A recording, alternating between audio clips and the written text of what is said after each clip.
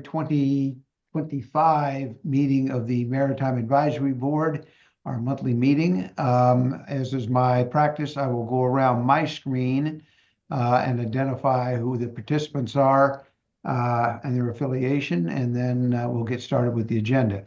In my upper left corner, I have Beth Bellis, our harbor master. Upper right corner is Rita Wildy, a member of the board.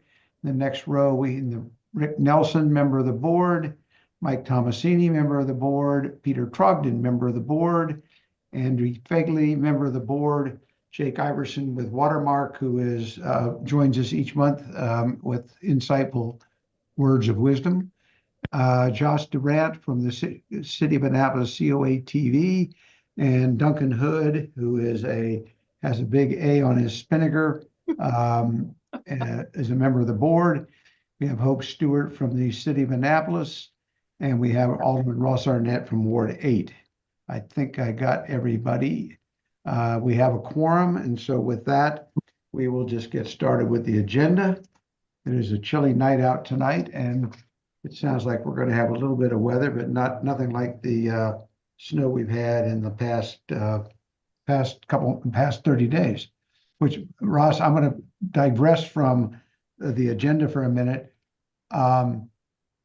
Because I come and go down Hilltop and Tyler, I'm well aware of the gauntlet that you run between the cones. It appears that some of the cones are not quite at the width of the snowplows. Or if the snowplow veers a little bit and gets off course, it tends to nick them off. Not to take up too much time, Terry, but I think somebody got a deal at the stick farm. Maybe that was the case. They were on sale and we decided to do something with them. I'm putting in the budget wider snowplow blades. Perfect. But I will say I do commend the city. It seemed like in both instances, the second one, nature helped us out quite a bit with rain immediately following. But the first event, I thought the city seemed to do a pretty good job of getting on top of most of the streets. It's always a challenge, for example, in Eastport with the tight parking, but it seemed like they were a little more on top of it than they have been several years ago. So kudos to Public Works. All right, let's get started. Kimberly had circulated the minutes from speaking of Kimberly, I don't see her. I guess she'll just listen to the tape. Had circulated the January minutes. I assume everybody's had an opportunity to look them over. Is there any amendments or corrections to the January minutes? Seeing none, is there a motion to adopt the January minutes as submitted? Mr. Hood is quick with his hand. Is there a second? Second. Mr. Trogdon is quicker with his hand than Mr. Tomasini. Hearing no discussion, all in favor, say aye. Aye. And Kimberly, that's unanimous with everybody here.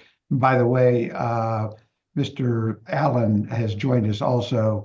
I did not announce him because he wasn't on the screen when I went around, but Scott Allen has joined us. He is also a member of the board.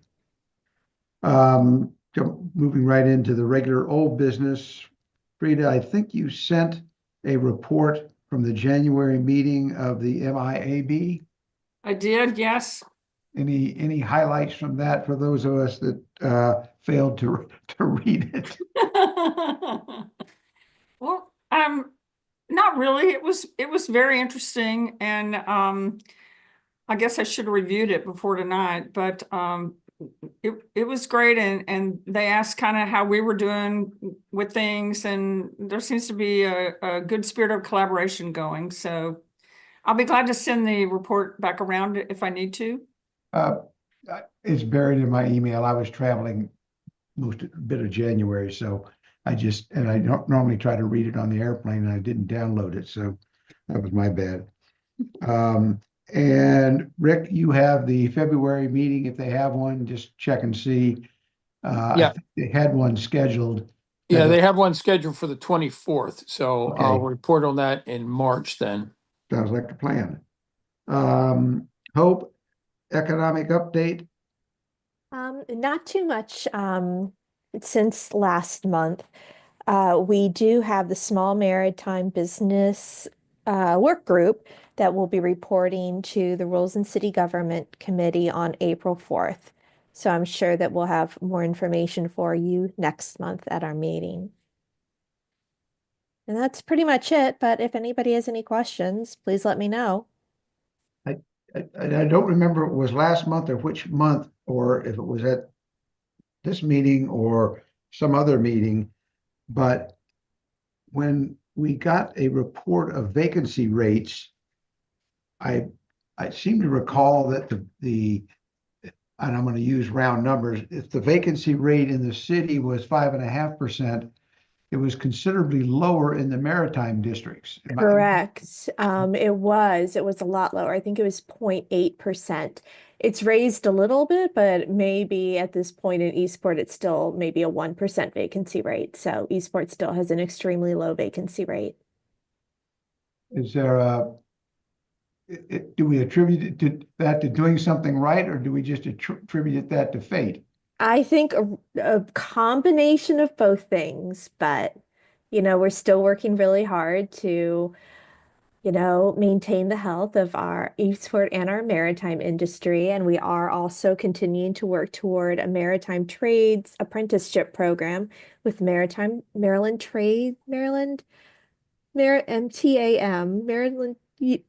Please help me with MTAM and Anne Arundel Workforce Development Corporation. So we're proceeding on planning that apprenticeship program as well. Is that in conjunction with one of the schools? No, it will actually, well, we're still working on developing it, but what it'll be is we will fund an apprenticeship at one of our marinas. So we'll actually pay the salary for somebody to learn a trade on the job. And Okay. it won't be in conjunction with the school. Right now, we're looking at having it open to perhaps any age. I hope that sounds great. That Yeah. does sound great, So Mike? we'll keep you updated on that. Right. Mike, did you have a question? I did. I just wondering if the city's moving forward with trying to find a replacement for Stephen. You know what? Right now, the city is in the middle of kind of a review of positions and salaries and that sort of thing. And when it is time to, replace Steve's position, we will, put a job announcement out there and, it'll be open for applications. So I'm not aware that they will be slotting anybody into that position, even though it is an appointed position. So yes, Anybody else no have update at the moment. any other, Scott?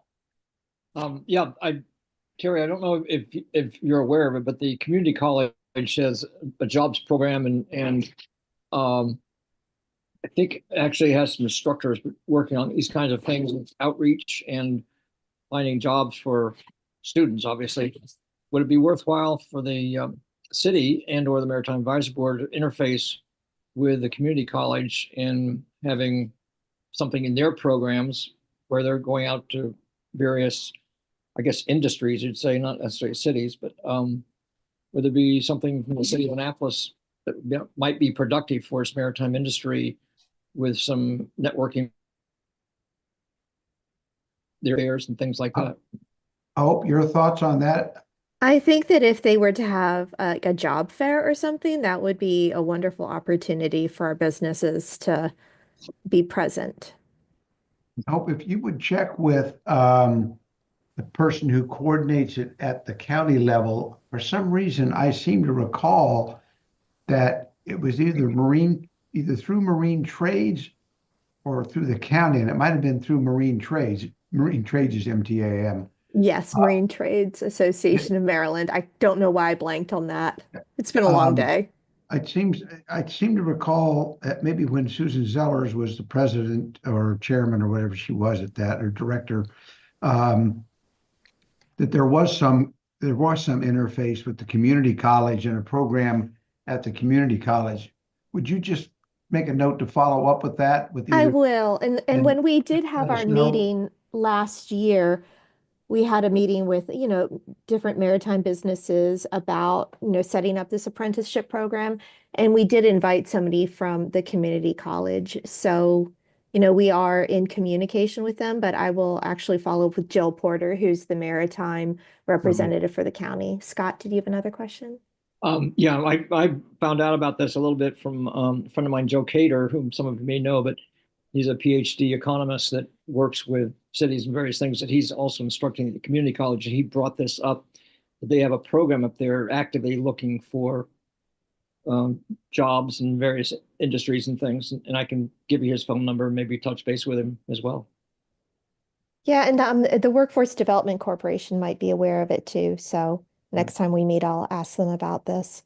Yes, But Scott, why don't yeah, you our provide her with Joe's contact information and so she has that too. Yeah, yeah, no that would problem. be great. Thank you. All Scott, right, anything else, next time, Mike?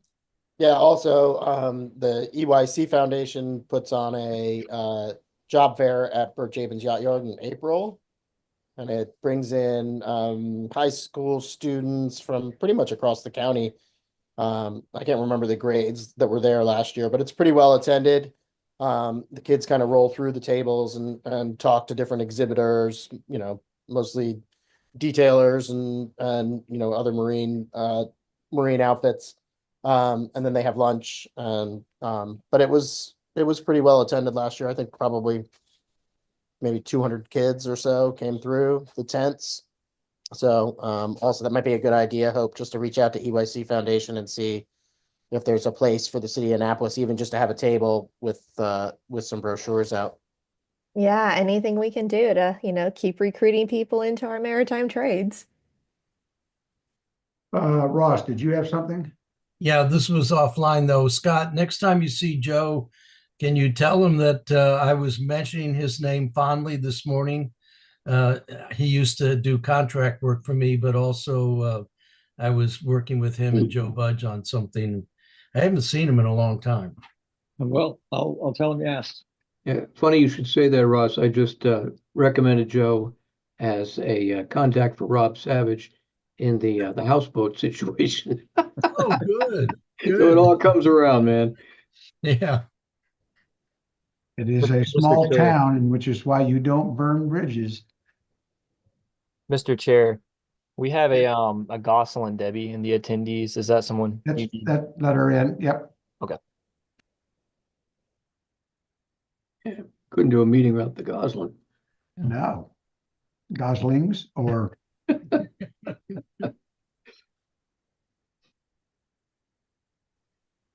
welcome, Debbie.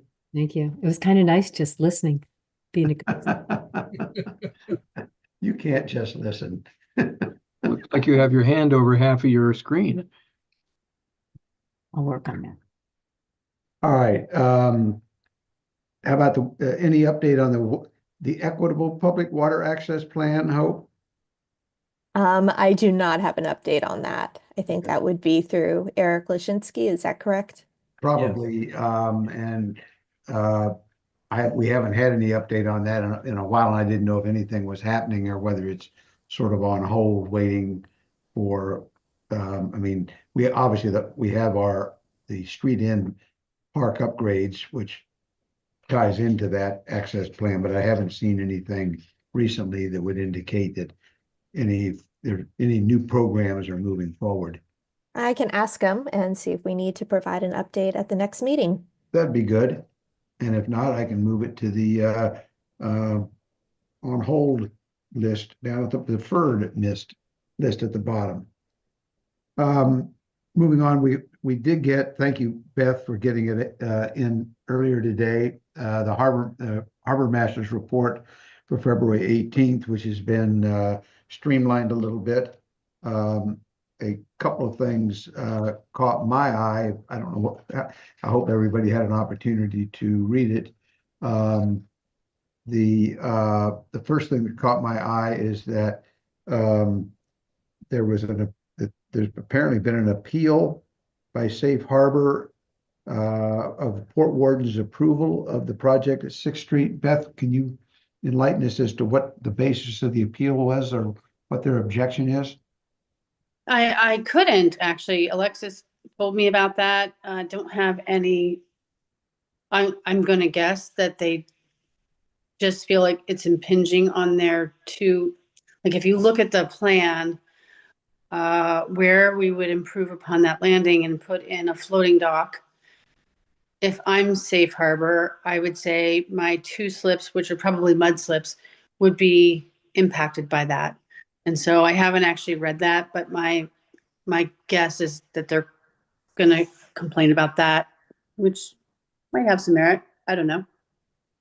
But the Port Wardens did approve the plan. Yeah, I mean, my guess is that for the greatest good, and because those slips are mud slips, everyone could be accommodated, but I wasn't present. That's just my guess. Okay. And the other thing that caught my eye that might be of interest, probably of interest to Ross in particular, is that attached to that was a fairly comprehensive, although I do have some comments, list of the public marinas and number of slips available. And Yeah. So what I would say to that is, I think that list was originally generated by Sean Wampler, who's our GIS expert, and she definitely commented that she thinks that she underestimated the number of slips. So some of my colleagues started looking at the maps and zooming in, and they definitely said, like, yes, indeed, they did think that the data, while it was a good first stab, they didn't think it encapsulated the real number of slips. So we're going back at it. I don't know how we're going to actually, like, it's really hard to get at private slips. It's kind of hard to figure out, like, you have to zoom in and look at the linear footage. And so I think we're going to try to take another stab at it and see if we can't come up with something a little better. And I think the numbers are going to go up. Hey, Beth. Sure. I'll call Port Annapolis tomorrow and try to get a good number for you. But I think our number is higher than that. And, you know, they might just go on the websites. I bet the websites list the slip numbers. They might, but They yeah. might. Like if you how many slips are at City Dock, I might tell you 26 or I might tell you 40 because we have linear dock space. So it's kind of hard to put a real number. And then when you get into private slips, then it gets really hard.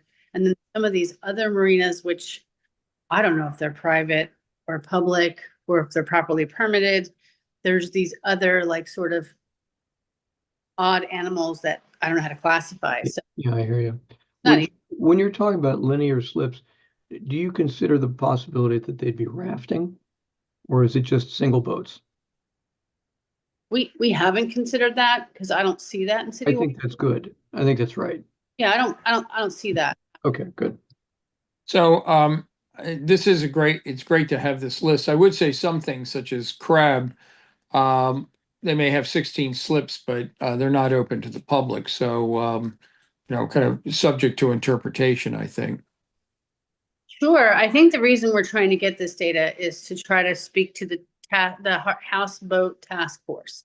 Mhm. That's the end goal. And so where would the house barges be and how would they be used? And will they be short-term rentals or will they be homes? Like it's kind of like a moving target and we don't really know what the data will be used for. So we don't know which marinas might house these things. So we like to give all the data, even though not all of it might be meaningful.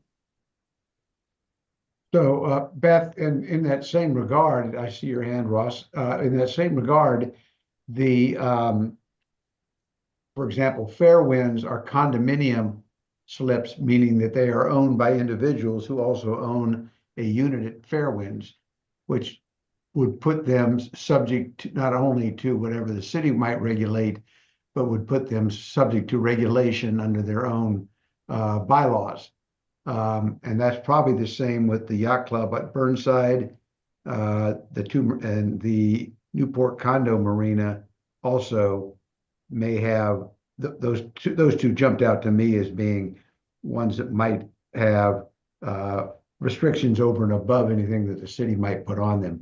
And that's just more informational for you. The other one that I noticed, and it may be caught up in one of the other marinas, but You froze up. there is a marina that is in back of North Sales on Chester Street that is not, it's part of Holly Alsop's bigger marinas, but I don't believe it's included in the count for Muller Marine Marina.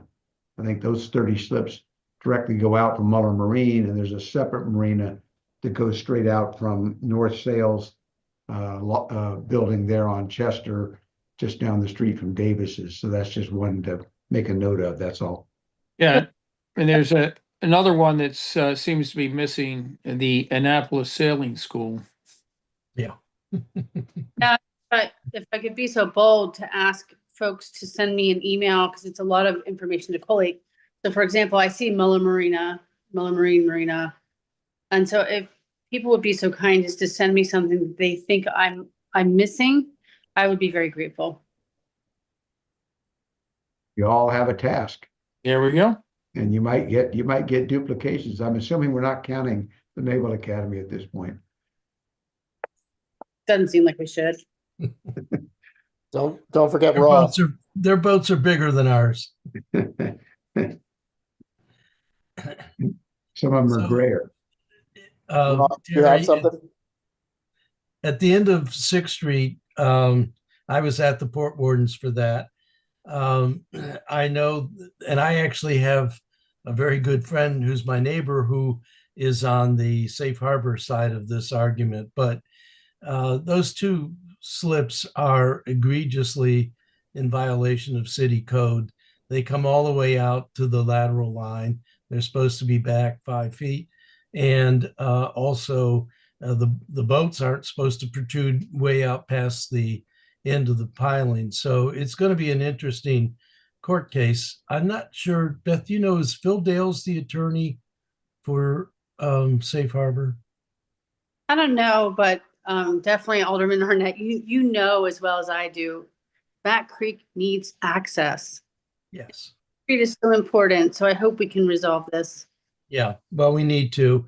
And of course, Beth is in the contractor constraint because there's ADA requirements. And if you remember, that street end is quite a few feet above the water. And it's requiring a ramp to go out. So there's a complicated stairway and then a ramp going out. And there's no doubt that it is going to impinge somewhat on at least 2 slips, maybe 3 at Safe Harbor. But they haven't been operating according to the code. So it's going to be an interesting case. In terms of the slip accounts, it's ironic. The liveaboards did their own slip count, and they came up with over 2,100 slips. The work that Sean Wampler did was more like 1,675. Duncan, when Rob Savage and I were with Lex, I think he told us that there were 253 slips. Yeah, I just texted him, and I think that's what he got back to me with. Yeah. So, there's no doubt we need to tighten this up, and it'll have to happen as we pursue the task force on the houseboats, which is coming up on the agenda.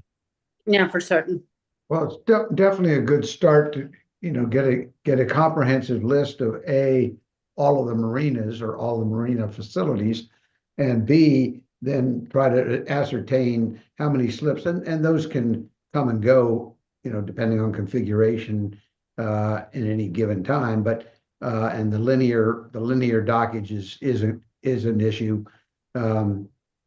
You have a 60-foot linear. Is that 2 25-foot boats, or is it one 55-foot boat?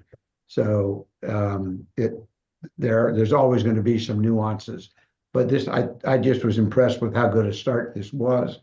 Excuse me, to get as many marinas identified some of which I guess I knew existed, but never knew they had a name. Yeah.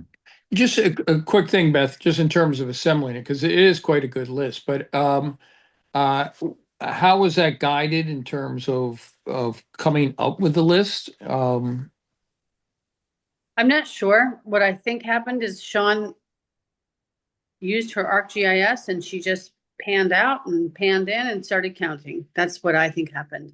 And then my colleague, Tim, started to go back behind her quite recently. And he was like, I can see why there's some argument here, but it's a tough task.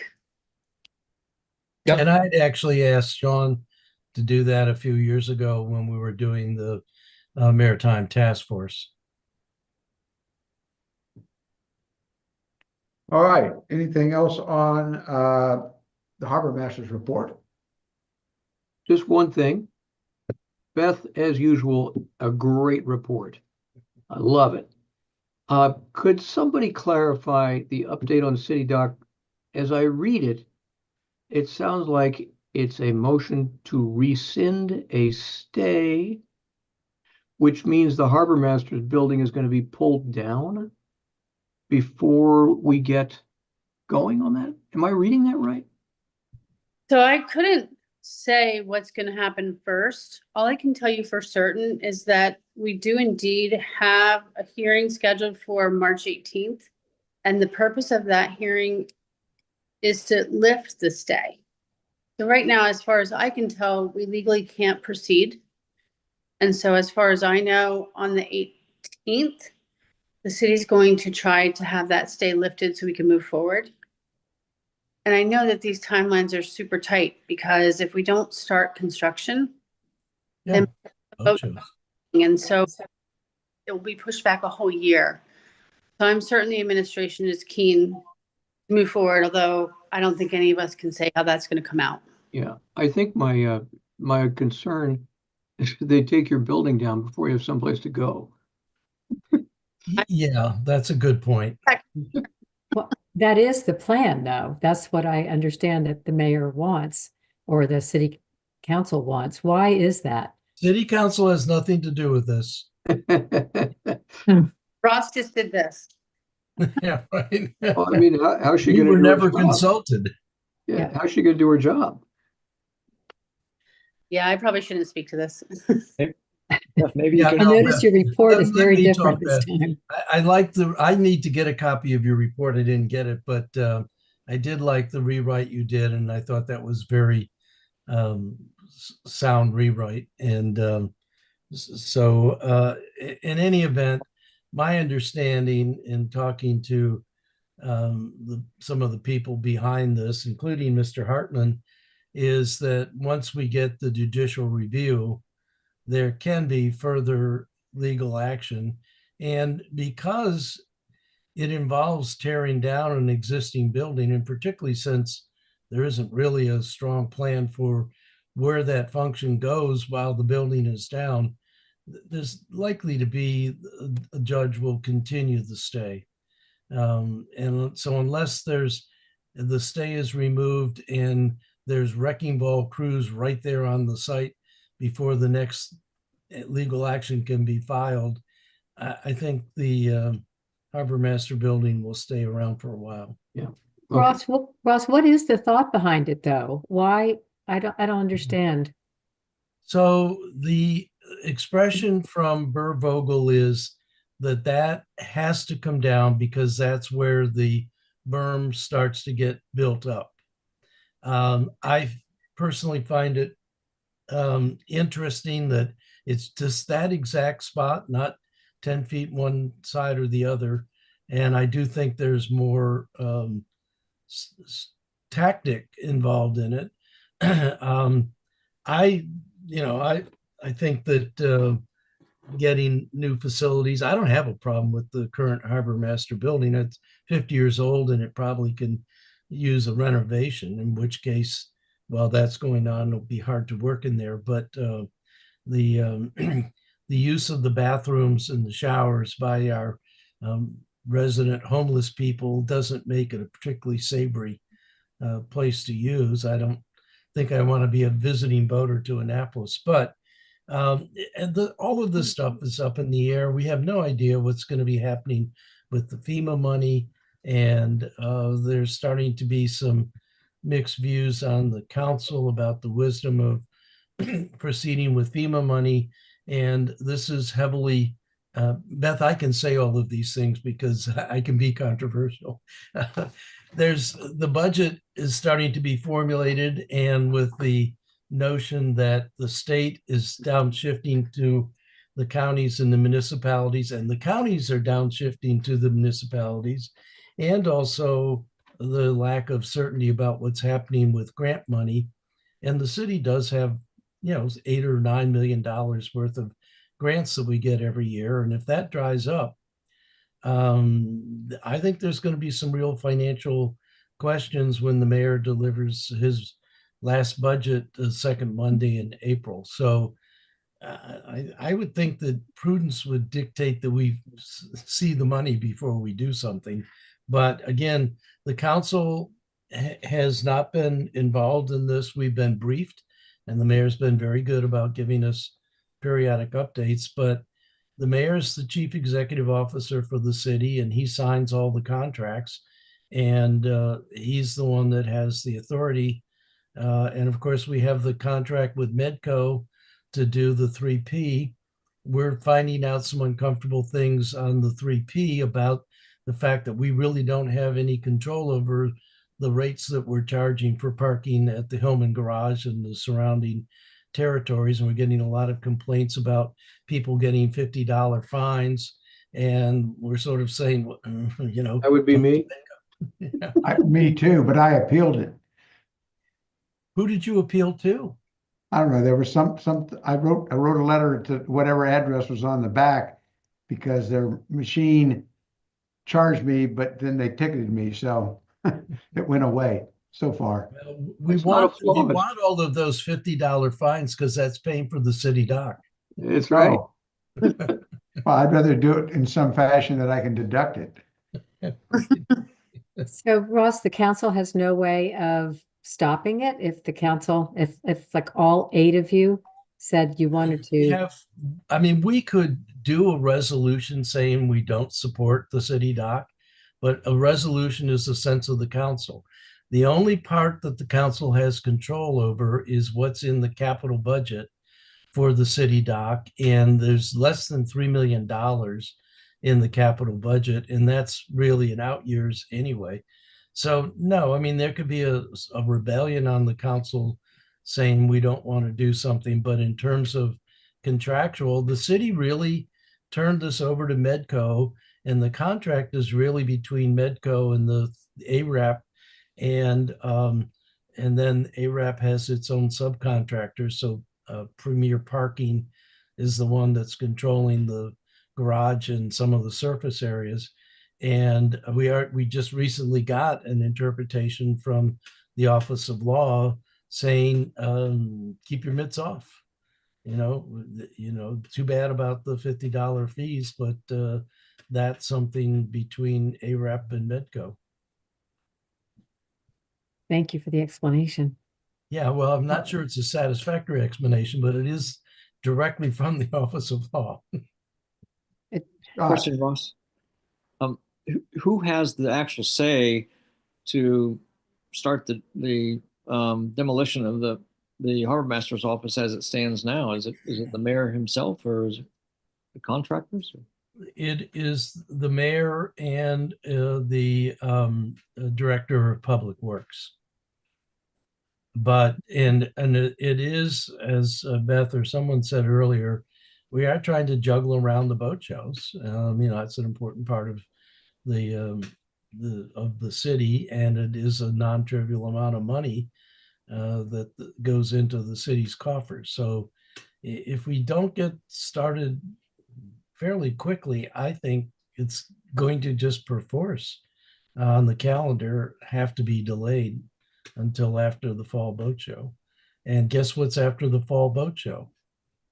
The departure of the mayor and the alderman from Ward 8. This alderman, at least. So who knows what the new administration is going to do with all of this?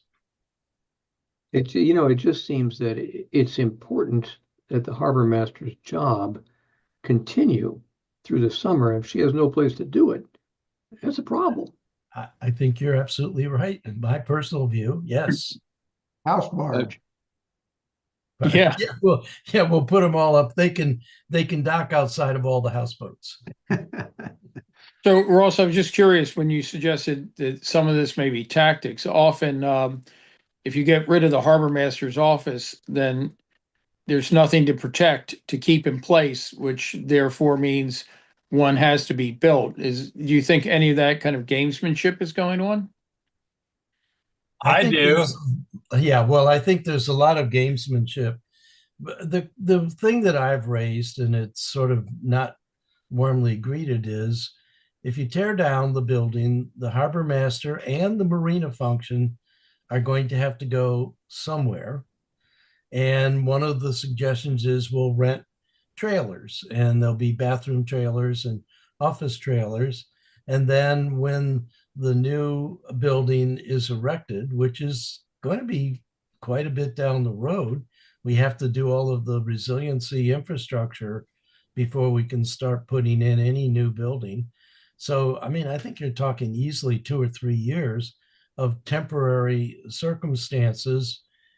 And I have to say, for me, that seems not particularly sensible. But and I have expressed that to Eileen Fogarty and to Berg Vogel and to the mayor, and it's usually not well received by any of them. But it does seem like a legitimate question.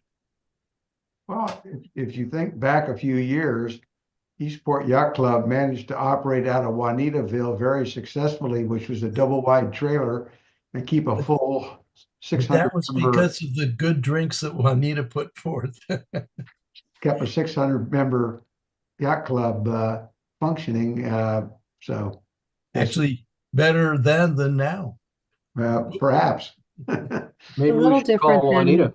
little different than a public city dock. I that is a bit tongue in cheek, but the mention of putting in trailers, I mean, temporary construction trailers and operating out of construction trailers is not it's not the most ideal of things to do. And I'm sure Beth does not want to have to do that, but it goes along with a lot of construction projects. I mean, it's just, you can't have two things in the same place. And if you're redeveloping a site, something's got to give. And Just it seems like makes- you ought to have a complete plan before you demolish an existing building. Well, you might have a plan, but There's you a might not be complete able to plan. execute. You might not be able to execute the plan until you demolish the building. That's But that's I the don't think difference. but I don't think there's a plan yet, a complete plan. That's what I'm saying. I just think you have to think of everything. You have to think of the buses of children, the buses of charter guests. You have to think of the folks that are coming from the bars to use the restroom. You have to think of the folks that are on winter storage that have been counting on the showers and the laundry. There's a lot of things to think about that are just not harbor operations. And so we're optimistic that all of that will be thought of. And Very not all of diplomatically it. put. And there will be, I venture to say, there will be 5 things that did not get thought of that'll have to get sorted out and thought of on the fly, Or things that were thought of and ignored. or that too. I'd make one point that trailers work a lot better in the spring, summer, and fall than they do in the dead of winter when all the pipes underneath them freeze. Yeah. True. Yeah. I think you're preaching to the wrong body, that those are things to be preached to City Hall. I Did see you bring your hands. friends next time? Hey, All has right. everybody joined ABC Annapolis? Who? ABC Annapolis. I don't know what that is. That's a group that is looking, there's been editorials in the Capitol, first Larry Chubnell and then John Hammond, and they're talking about a lot of things. There's going to be two two-part article from study done by Wharton School, but it's abcannapolis.org. Pulling it up right now. Is And this in the what does the is this in ABC stand for? Annapolitans for a Better Community. Oh, And it's being published, the letters to the editor are going into the Baltimore Capital. Yeah, the Baltimore Capital. I read more about Westminster in the Capitol than I've read about Annapolis recently. Yeah. That Anyway, is a moving- regrettable situation. We all have our crosses to bear. So moving along. Hold on, Terry. Yeah. Scott's got his hand up, and then I Sorry, also had a question. go ahead, Scott. You're on mute. Mute. Sorry about that. Should the Maritime Advisory Board express an opinion as to whether the Harbor Master's office should come down ASAP or wait until more plans are made and some resolution so there's not a shortage of an office? That was one question. And the second question is really a bad one. If instead of trailers, what about renting a nice big houseboat and tying it up to the city's long pier? Yeah. Or, Thank you. Yeah. Where's my dart set? That's a good segue, actually, Scott. Do we a quick discussion of where we are with horse barges, or no one needs to know? I Yeah. think Mike Yeah, Mike that's had a question. good but segue. the first question might be, more apt question. Should the Mayor's Advisory Board express an opinion or not on the takedown of the Harbor Master's office until there's a suitable solution for the Harbor Master for her function? Mike? I was going to suggest that maybe we have somebody come and just give us the gist on why it is that the Harbor Master's building is the first. I thought I remember from one of the presentations from the architect that location, in addition to being the raised berm, is also where a lot of the pump station equipment for the resiliency stuff is going to go. So if we could just get the specifics on that instead of trying to opine on it ourselves, maybe we could have one of the architects come and just give us the idea of the resiliency work and what's involved in that and why the Harbor Master's building is going to need to be demolished first. Yeah, Yeah, I'd be good with that. either engineer or, whoever's going to be the construction manager who is sequencing the work and why it's being sequenced out. Why it is that way, so that we're not Right. just gonna. And why it can't be a different way. Yeah. I will reach out to Eileen and see who might be the right person to come. I mean, and it might be Burr Vogel. I mean, it might be Public Works. Yeah. I think it will be. For the next meeting.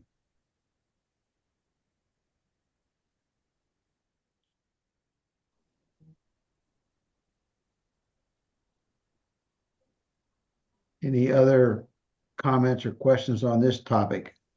One last comment. I think the city needs to be sensitive not only to making sure that Beth has a reasonable office during this transition, but also more so as well to the public perception of not necessarily a visitor center, but a welcome facility for visiting boaters, yachtsmen, et cetera, so the Annapolis doesn't lose face on the yachting community up and down the East Coast, where people come up and down the East Coast and they say, well, we can't even get into Annapolis and there's no head on the shore to visit or dump our trash.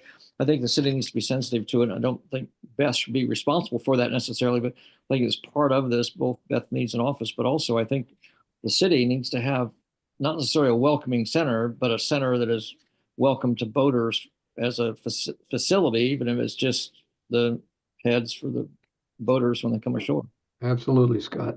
Yeah, and they need a contingency plan for the people coming by land also. Right. Yeah. Which I mean, has been brought up numerous times and ignored. We keep, I just did a letter to the HPC and talked about the necessity for visitors by land also, because those facilities, particularly the heads, are, probably more used by visitors from land. The showers and some of the other amenities are more used by visitors from water. but we do not have any public restrooms in downtown Annapolis. And as somebody mentioned, you're dumping people out on the street from the bars at at closing time,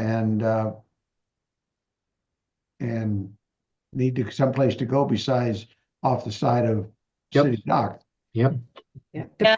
the problem with having them all the way at the new proposed Maritime Welcome Center, Terry, is they're too far away from where people are getting off of buses, where our students and seniors are getting off.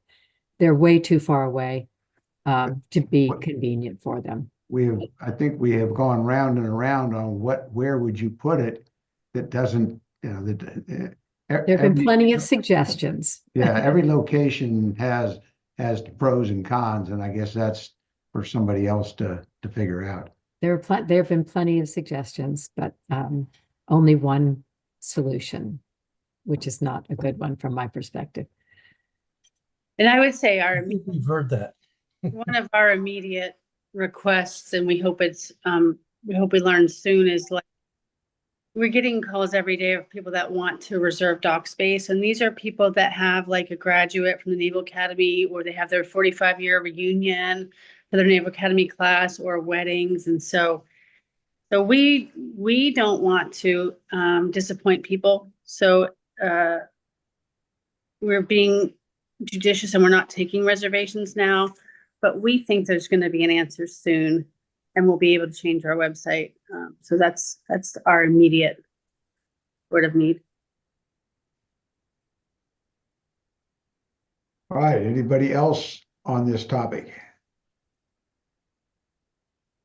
The Hope talked to us. Oh, that's the local maritime recognition program. Alan is not with us, not present. I should say he's with us, but he's not present. Scott, any update? There's nothing new, but I've thought about it more, and we'd like to find a host, so to speak. I'm not sure what the right term is, within the city, either in the city itself or something like the Maritime Museum, but some function that can host the recognition if it's in a center or somewhere, not just have it necessarily in the visitor center, but parts of it there. So I'm going to be doing some discussions around town. And Ross, I might give you a call if you're still here. Sure. I'm And not going you can anywhere. even after I brainstorm on that. Is there, since they seem to be going to be the largest restaurateurs in town very shortly, is it worth reaching out to Atlas Group about what they might have in one of their spaces to accommodate a portion of that as part of their decor? Could be. I don't know the Atlas Group, but Ross, have you run across them? Yeah, no, and they do have a big space. I'm not sure about putting it in a private space, but that's certainly something. I mean, some space is better than no space. Yeah, but it needs perhaps a space, but also some group to operate it. So I don't think that we want to personally operate it, and maybe is it a city function that could operate it, or maybe it could be a private group. But you and I can talk. This is more of a static display that rotates, aren't we talking? We're not talking about having a docent standing there, 8 hours a day, 5 days a week. It could be any of these things, but yes, you're right. Start out with a static display and keep it simple. I mean, the Boatyard was doing that, has done that in the past with various displays mostly down on the lower level down there, but it doesn't take up a ton of space. And what it needs is somebody to refresh the display periodically. Right, that would be the host, whoever that group would be. And you could even do it with and I'm oversimplifying it, but with a kiosk kind of facility that has electronic display as opposed to hard copy display that just rotates. Hotels in around the world have that type of thing for what are the current events in town, and you push a button and it gives you a current event, and they're not that large of a, they're not that large of a footprint. But, Right. but I would say with Atlas coming in and opening more and more restaurants, it might be the big gorilla in town that might want to show some love for the city and its heritage and do that. Particularly Right. since the next one they're opening is the Admiral's Cup. Yeah, so that could be a possibility. And then you still need to have what I call a host that would pick the things that would be there, not necessarily leave it up to the judgment of a restaurateur. No, it should be somebody familiar with the display and where the things are, et cetera, et cetera. Yep. Okay. But we'll keep this on the list because it's a good idea. We just need to find a home and a methodology. Right. Hope already talked about the small business work group. And Beth has updated us about the houseboat task force and that we're in the appointment of the task force. Ross, maybe you can enlighten us as to whether there has been any appointees floated around, or are we still in the to be appointed stage? So Beth and her group and Jackie Giles have had a tentative list. Rob Savage and I met, and all the council members have been asked to submit people. Rob and I have submitted people, including some of the people that are on the screen in front of me here. I think that I'm not sure that the list is going to be completed in time to go before the council for the February 27th meeting. So the process is nominations are submitted, the mayor selects, the council approves. I think there is going to be some kerfuffles. I've already started with one about someone being on there that, quite frankly, I think has a rather severe conflict of interest.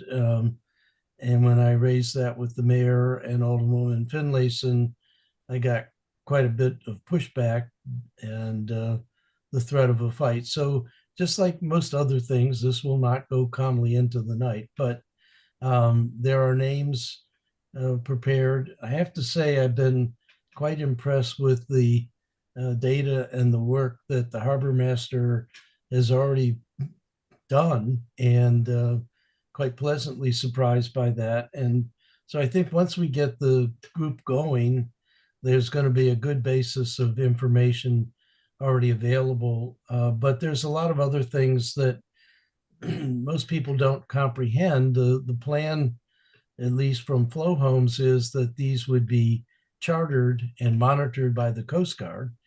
I don't think the Coast Guard does that kind of thing. They will certify the seaworthiness of the craft. I'm not sure that the Flow Homes people understand that if they have more than 6 people chartering the boat, that they're going to have a licensed captain on board. So we'll see how that works out. It's something that has come up too late in the term to really do properly, but we'll give it a whirl and see where it goes. That's all we can do, Ross. Thanks. Yeah. All right, Beth, any thoughts on the topic we talked about at some length and had guests on last time about how a clear delineation in Spa Creek and Back Creek as pertains to anchoring, cable crossings, etc.? No, so we've had some progress. So we have secured a grant from Department of Natural Resources to reconfigure St. Mary's mooring field. And to that end, what we hope to do is that mooring field is not productive. What we're hoping to do is move those moorings so they can accommodate 55-foot vessels instead of 35-foot vessels, because it's often empty when we have the smaller boats. And those would have to be spread throughout Spa Creek to make that work. And to that end, our hope is that these moorings would go in places that we have had historically problems with boats dragging anchor, with boats anchoring too close to public piers or public landings or bridges. And so we did secure that money, and we think we have a contractor that's working on that concept now. And so that's what we're working on in Spa Creek. But historically, we have had a lot of pushback from the riparian landowners, and especially in Spa Creek. So what we're hoping is that people understand that just because you don't have a mooring ball there doesn't mean you're not going to have a boat there. And by having the mooring ball there means that you're probably going to have someone that's properly spaced. You're definitely going to have someone that's further away from your pier, so that you can get your boat out. And also it's not going to be dragging anchor. And also because they have to pay a fee every night, they're probably going to be hopefully a bit more law-abiding, and also they're in our database. We know who they are. So if something happens, we can get a hold of them. We're hoping that the resident landowners will be open to this, but we're not sure how it's going to go. So are there sufficient, is the intent to relocate whatever you take out of St. Mary's Cove to only replace them elsewhere in Spa Creek? Or are there sufficient number of moorings that would be pulled out of St. Mary's Cove? Some could be used in Back Creek. I'm not sure there's room in Back Creek, but so there's 20 off of St. Mary's, and it's our belief that they can all be repositioned in Spa Creek so that we won't lose any. So some will stay right there off of St. Mary's, and some will move up sort of maybe in a line by Amos Garrett. And then the final concept will come from an architect, but that's our belief. We've done the measurements and we have a rough idea as laypersons. So we think that would work. Yeah, taking a look at Back Creek last fall, I can't imagine you can put anything else in there. I don't think so.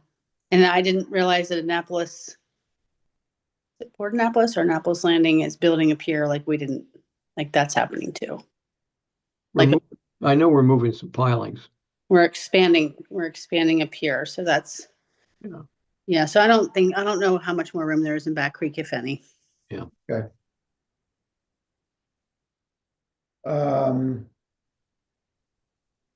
Guess we're moving on to the two items of new business. The first one was arose out of a conversation that Ross and I had regarding economic development zones. It's a topic that is not new, but I'll let Ross talk about what he has in mind or had in mind by that. Yeah, so you're right. It's not new, but it prompted me to think about it when we were thinking about the return on investment for all of the houseboats. And it does seem to me that if some of the prompting for the houseboats is that the marinas are not, we know that they're low margin businesses.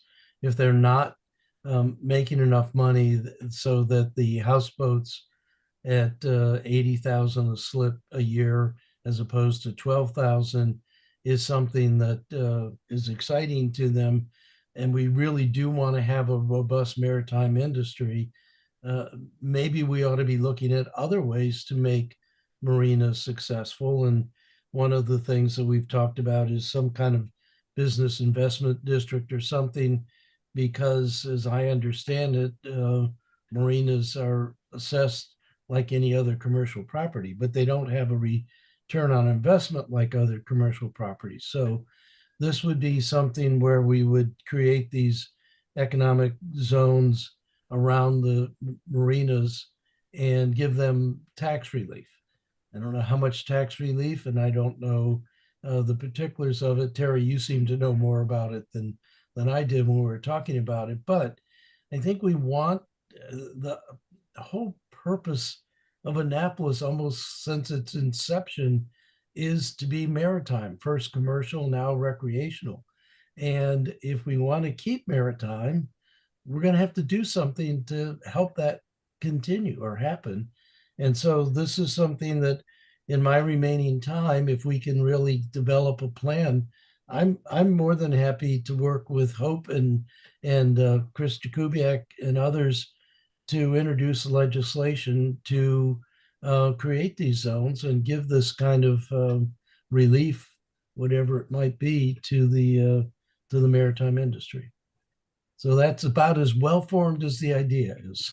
So this came up, has come up in comprehensive plans over the years that when I've been a member of comprehensive plan committees. And to digress briefly about, so the state of Maryland, through the Department of Assessments and Taxation, actually does the tax assessing on essentially a 3-year cycle on a sort of a statewide formula basis. And the reason for that is to take local politics out of the assessment process so that there's supposedly a fair assessment of properties. And properties are typically assessed on their fair market value as measured by comparable sales in the neighborhood.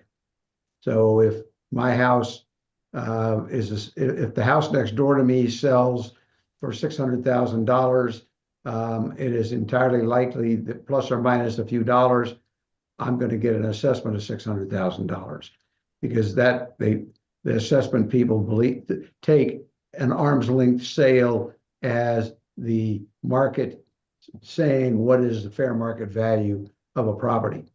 There are two other methods of computing fair market value. One is replacement cost, which is not used very often, and the other is your rental income. If you have a rental property, they will at times take the rental income netted of expenses and then gross it up based on a capitalization rate to come up with a value as rental property.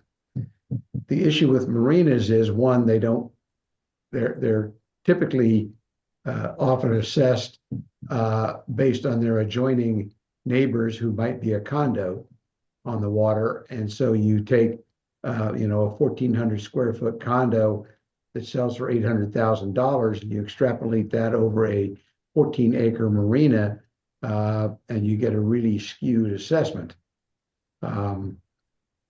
Then on top of assessments, the local jurisdiction applies the tax rate. So if the tax rate is $1 per 1,000, and you take the state's assessment tax, the state's assessment, and you apply the local tax rate, which is why in a housing inflation scenario, it's a bit of sleight of hand. Your house goes up $100,000. Your jurisdiction pats himself on the back because they reduced the tax rate by 2 cents on the dollar, but you actually wind up paying more taxes because of the assessment. That all leads into the fact that the way to provide tax relief in jurisdictions is at the local level, because the assessors are going to assess unless you get the state to revise, the criteria they use. And then how do you reduce the taxes in a particular area? Well, you create zones.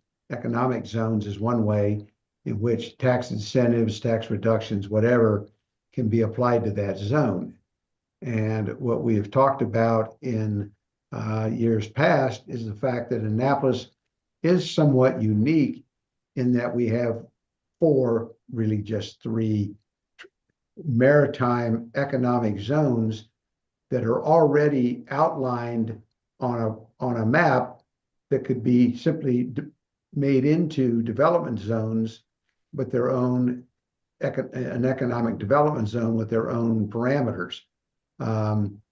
Yes, there might be a few outlier non-conforming homes in those districts or something else that gets swept up into it, but we have at least a framework already in place a geographic framework already in place as to where those zones might be.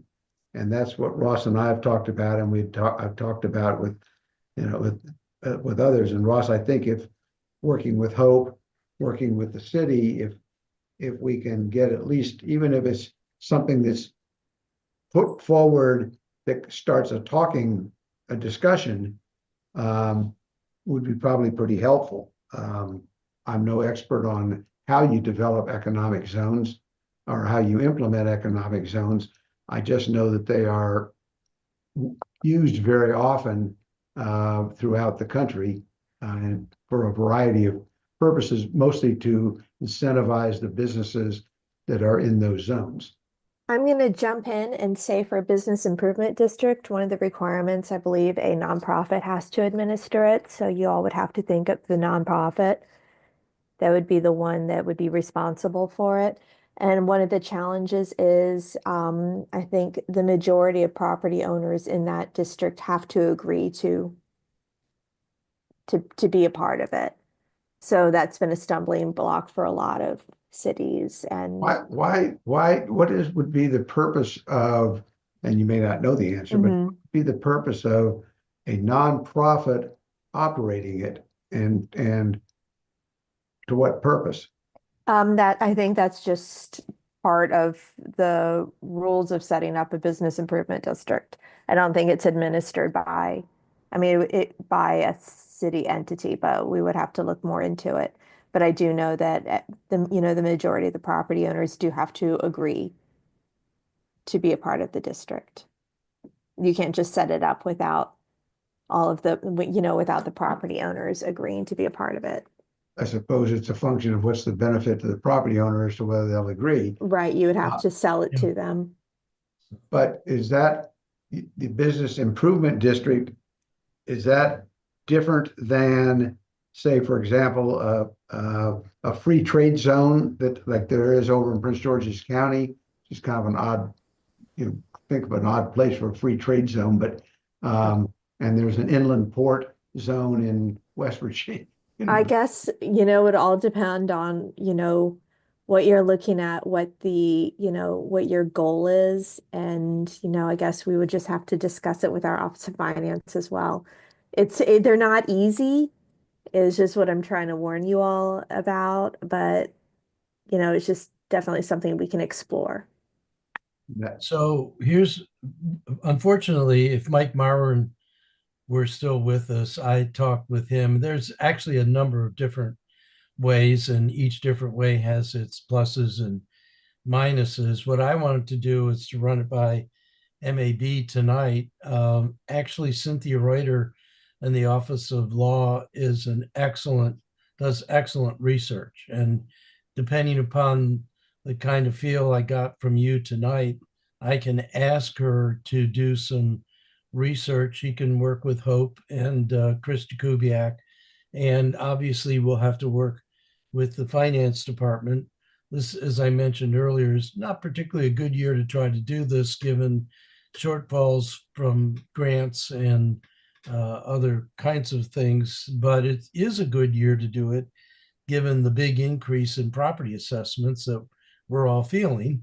And I think could have a lot of homeowners empathizing with businesses who are providing them with the slips near their house. But I think it's worth having Cynthia do the research and see what we can come up with. As far as having a nonprofit entity, that could be like the Main Street program or the Arts District. I mean, it could be a body like that could be set up. Yeah, and not to volunteer them, but there is the Eastport Business Affiliation Association. No, Mike's like, nope, that's not it. Okay. Yeah. Yeah, something set up separately then. Maybe SOFO could do it. Who knows? But if it's something that seems worthwhile to the MAB, I can talk to Cynthia and get her to start thinking about it and see where it goes. Well, I certainly would endorse that, and I guess we can go around the room. Andy, are you on board with that? I'd say I don't have an opinion at this time. All right, Frida, Yes, I'm all for learning more about it. Thank you. Scott, Yes, I'd be for learning about it as well. Debbie, Yeah, no reason not to explore it. Peter, Yeah, let's explore that. that was Rick, Peter. Yep. I'm most happy to see that. All right. You got your orders, you got your Yep. consensus. I'll talk to Cynthia tomorrow. Okay. Thanks, Ross. Great idea. And last but not least, the tedious process of the election of a chair and vice chair. God, it comes around so quickly, doesn't it? And so often. Is there a motion to nominate a chair and vice chair? I nominate Terry Lomax for chairman. I'm on top of that one. Yeah, right. I second. I I third. nominate Mike as vice chair. Hey, you got Second. Yep. Second, third, agreed. Is there any discussion, Mike? I hope not. No, I'm good. Thank you both for your service, as they say.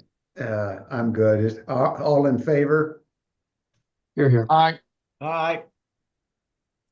All right, Kimberly, you can make that note and I'll pass that on to, it'll be in the minutes to pass on Yeah. to Hillary. Thank That concludes the business for February 18th. Is there anything else that anybody wants to raise for the good of the order? Mike, Not meeting related, just really cool piece of maritime history. So my landlord, Cordy Templeton at 222 Severn, hosted Dave Gandell for a talk about his most recent published book, not one that he's about to publish, but his most recent published book about Schooner America, its ties to the Naval Academy, and its history, albeit somewhat brief, in the city of Annapolis on land and in the water. And his speech was fantastic, but the book is also apparently very well written, and I haven't dived into it yet, but if anybody doesn't have a copy, you should look at getting one, because the things that he discussed and just the history of the boat, and it's really Yeah. cool. You know, It's Mike. available on Amazon. Yep. You know, I can second that, Mike. I interviewed him about 2 months ago on this, and it's crazy how tied it is to us. And the book reads well too. So there you go. he started that lecture about 5 years ago in a sort of embryonic form. And I don't even remember what the event was at the boatyard, but it was some type of a fundraiser or something. And he gave that. But if I'm not mistaken, the Schooner America actually still remains in Annapolis, albeit in the landfill. Right. That's Well, where he's it went got to a piece rest. of it on his desk. Yeah, well, Freddie Hecklinger had a bunch of pieces Yeah. from the America too. Yeah. And I don't know where they went when he passed away, but yeah, the final resting place of the Schooner America is in the Annapolis landfill, which is now Annapolis Waterworks Park. And there you go. Dave does amazing research. Yeah, It's a it was great book. it was incredibly well researched. I mean, every detail, pictures that he must have pried out of people's kitchens and living rooms. It was and it was really cool to have it at 2227, because he was basically, if you looked out there right now, You'd see that. Yeah. you'd be seeing the ghost of Schooner America before she was collapsed upon. Collapsed in a snowstorm. Yep. So, yes, read the book. Yes, Andy. The gaff for lifting engines at Petrini's was one of the gaffs off of the Schooner America, Oh, get out of town. reputably. Ah. All these little tidbits. Scott, were you raising your hand or just? Well, that ought to be part of the heritage of Annapolis, and maybe something right down there on the spot that the America was at could be erected as well. I don't know what kind of. Yeah, you know. something down there, right? Because we know exactly where it is on that. There's Cardi Templeton right in your sights. Well, I will tell you a funny side story as to what might be appropriate, although I don't personally think it's appropriate but because of my own experience with it. But if you go to the flagpole at Eastport Yacht Club, which was moved from on the balcony out to where it is on the ground, out by the water, and you look at the bushes, there's a plaque mounted on a stone. And the plaque lists a half a dozen names of people from the Bermuda Ocean Race Association who donated the flagpole to Eastport Yacht Club after one of the races, and we had money left over. I was on the committee.